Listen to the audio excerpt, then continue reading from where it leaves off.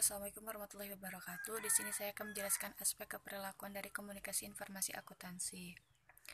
Pertama, teori komunikasi. Para ahli menurut Gibson menyatakan bahwa komunikasi berasal dari kata Latin komunis yang berarti sama. Hal ini berarti adanya suatu pencarian kesamaan makna atas hal-hal yang dikomunikasikan antara pihak pengirim dengan pihak penerima.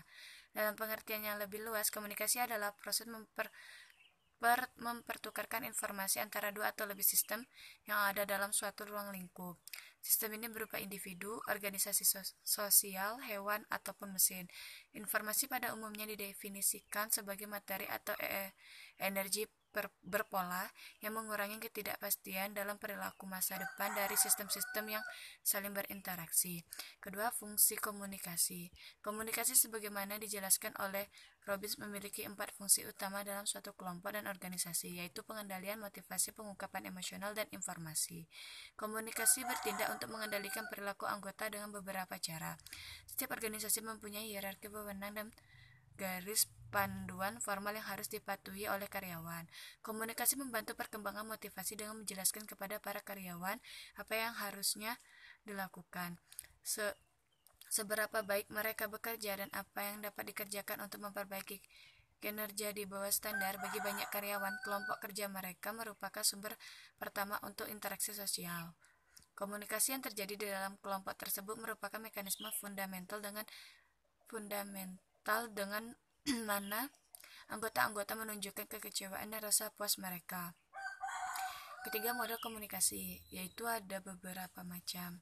Yang pertama, model Laswell, model Shannon-Weaver, model SCMR Berlow, model Whitley-McLean, model pemutusan komunikasi. Satu, model komunikasi. 4 hal-hal dasar dalam komunikasi. Ada beberapa, yaitu komunikasi ke atas, komunikasi ke bawah, jaringan formal dan informal, komunikasi nonverbal, penghalang komunikasi yang efektif. Variabel yang mempengaruhi pada komunikasi akuntansi. Yang pertama, sumber. Kedua, pesan. Ketiga, organisasi pesan. Keempat, perlakuan pesan. 5, saluran. 6, penerima. 7, analisis penerima. 8, analisis jaringan. 9, umpan balik. Masalah-masalah terbaru dalam komunikasi. Pertama, penghalang komunikasi antara pria dan wanita, komunikasi yang benar secara politis, komunikasi lintas budaya, komunikasi elektronik. Dan kesimpulan, di antara fungsi-fungsi akuntan seperti pengumpulan, pengorganisasian, analisis, dan pengomunikasian data, keberadaan komunikasi merupakan hal yang paling penting untuk mengunculkan tanggung jawab akuntansi. Hal ini berarti bahwa tahapan komunikasi yang diawali oleh komunikasi hingga umpan balik bagi komunikator menjadi serangkaian tahapan yang perlu dijadikan fokus. Hal ini disebabkan karena pemahaman yang terkait dengan perilaku yang tepat merupakan hasil dari proses komunikasi. Selain dari tahapan komunikasi, berbagai jenis variabel komunikasi juga menjadi hal yang penting bagi saluran, penerima, umpan balik, dan lingkungan.